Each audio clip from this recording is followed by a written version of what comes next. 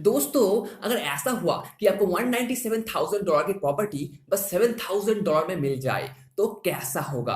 अगर आपको $360,000 की प्रॉपर्टी बस $7,000 में मिल जाए तो कैसा होगा। वंडरफुल, बहुत ही बढ़िया होगा। पर ये होगा कैसे? कोई भला क्यों इतनी वैल्यूएबल प्रॉपर्टी को इतने कम दाम में दे देगा? ना ना, ऐसा नहीं हो सकता मेरे दोस्त, ऐसा होता है। पर कैसे? वही वही हम इस वीडियो में जानेंगे कि कैसे हमें इतने कम दाम में इतनी वैल्यूएबल प्रॉपर्टी मिल सकता है। ऑथर के क्लाइंट जिन्होंने 10 साल के टैक्स लाइन को बस $7,000 में खरीदा था और बस 6 महीने बाद उन्होंने उसको $197,000 में बेच दिया एक कमर्शियल डेवलपर को। एलिन और एक क्लाइंट जिन्होंने एक होटल चेन से $7,000 में एक टैक्स लाइन प्रॉपर्टी खरीदा था जो $360,000 में बिका 3 साल बाद। Huge profit, huge profit. आपके मन में ये सवाल उठ रहा होगा कि ये टैक्स लाइन है क्या और कैसे हम इसे इस्तेमाल कर सकते हैं। देखो, जब भी कोई प्रॉपर्टी ओनर गवर्नमेंट को समय समय पर टैक्स नहीं देता तो गवर्नमेंट उस प्रॉपर्टी के अगेंस्ट एक टैक्स लाइन रिलीज कर देता है, यानी एक लीगल पेपर जो ऑक्शन पे सेल किया जाता है।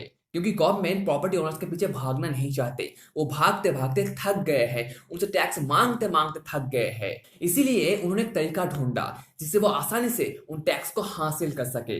उन ऑक्शन में जो भी इन्वेस्टर सबसे ज्यादा बिड करेगा वो टैक्स लाइन उसकी हो जाएगी और वो उससे कुछ इंटरेस्ट कमा पाएगा, मैक्सिमम 18%। या वो उस पूरे प्रॉपर्टी को फोरक्लोज कर लेगा, यानी वो उसका सोल ओनर बन जाएगा कोई भी एक्स्ट्रा पैसा ना देते हुए।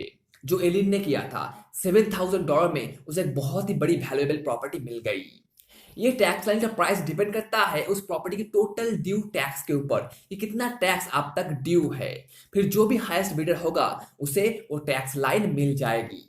सुनने में तो बहुत अच्छा लगता है, पर क्या ये इतना इजी है?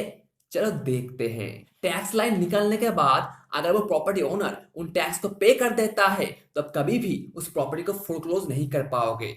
हाँ, वो 18% इंटरेस्ट जरूर कमा पाओगे पर फोरक्लोजर नहीं, यानी ओनर नहीं बन पाओगे। तो आपको ये मेक श्योर करना होगा कि वो ओनर कभी भी इस प्रॉपर्टी की टैक्स को पे ना कर पाए, तभी आपका ये टैक्स लाइन इन्वेस्टमेंट सक्सेसफुल होगा। अब मैं आपको 6 ऐसा क्रिएटिव आइडिया दूंगा जिसकी मदद से आप प्रॉपर्टीज को फोरक्लोज कर सकोगे और मैक्सिमम प्रॉफिट कमा सकोगे।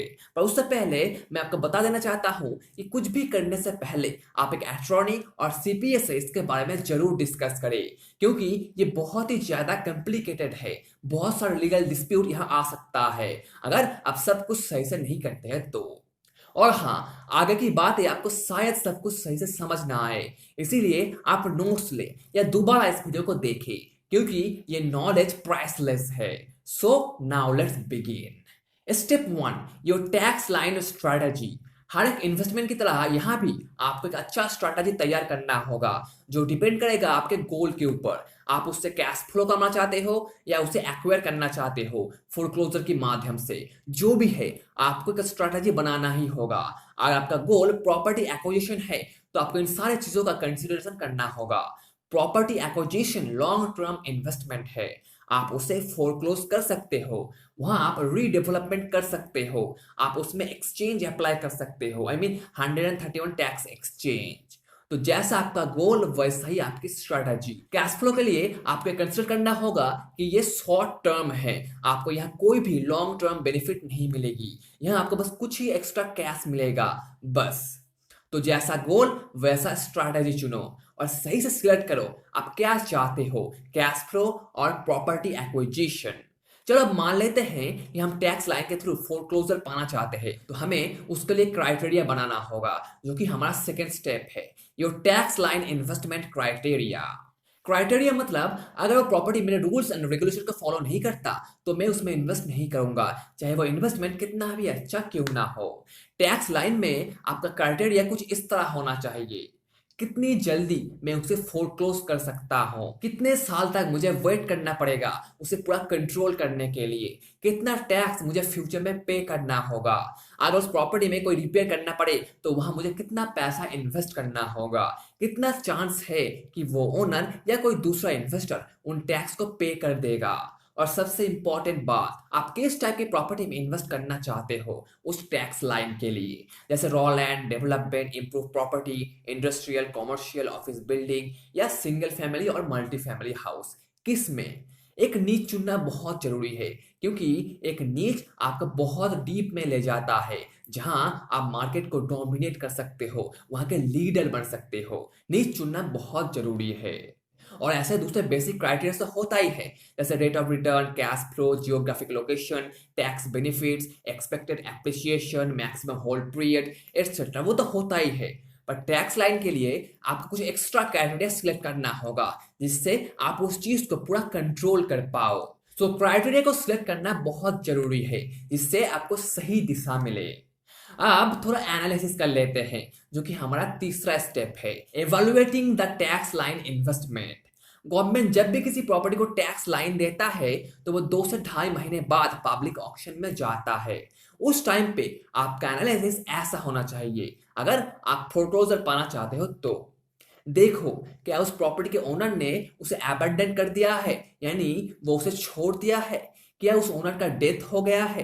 क्या वो प्रॉपर्टी पूरा क्लियर है दूसरे टैक्स लाइन से? क्या उस प्रॉपर्टी के टैक्स बहुत सालों से ड्यू है?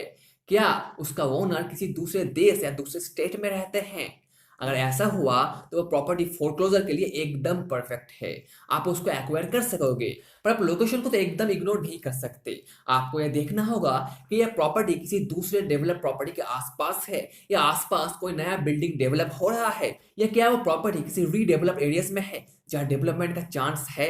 आपको ये सब कुछ देखना होगा, क्योंकि लोकेशन इसमें भी मैटर करता है। जाहिर है, अगर ये सारा क्राइटेरिया एकदम मैच करता है और लोकेशन एकदम सही होता है, तो बिडिंग प्राइस तो हाई होगा ही ना। आपको अपने क्राइटेरिया के हिसाब से काम करना होगा। आपको ये डिसाइड करना होगा कि क्या यह प्रॉपर्टी प्रॉफिटेबल होगा।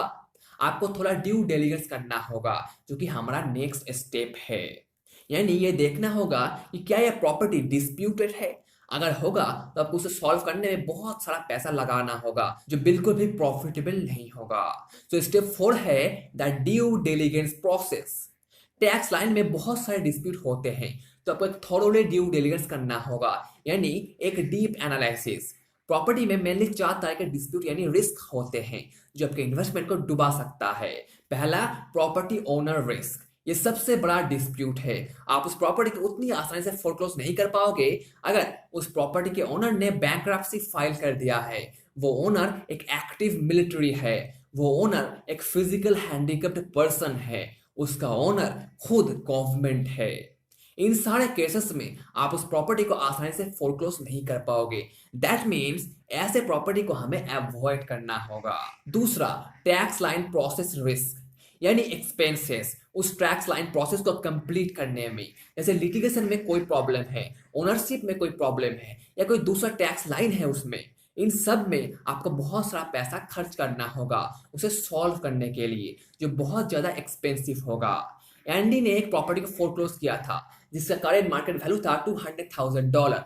पर उस प्रॉपर्टी को एक्वायर करने के बाद उसे पता चला कि उसमें जो जो डिस्प्यूट है उसे सॉल्व करने में उसे अराउंड $300,000 खर्च करना होगा। एंडी ने बहुत बड़ा मिस्टेक किया था। अगर उसे थोड़ा ड्यू डिलिजेंस किया होता तो ये नौबत कभी आती ही नहीं। तो ड्यू डिलिजेंस करना बहुत जरूरी है। तीसरा, एनवायरमेंटल रिस्क। अगर उस प्रॉपर्टी में बहुत सारा कूड़ा पड़ा हुआ है या फिर कोई एनवायरमेंटल इशू है, देन आपको बहुत सारा पैसा खर्च करना होगा उसे वहां से हटाने के लिए। एनवायरमेंटल इशू यह भी साइन देता है कि वो ओनर ने बहुत सालों से टैक्स पे नहीं किया है, इसीलिए प्रॉपर्टी का ऐसा हाल है। चौथा, the value of the property.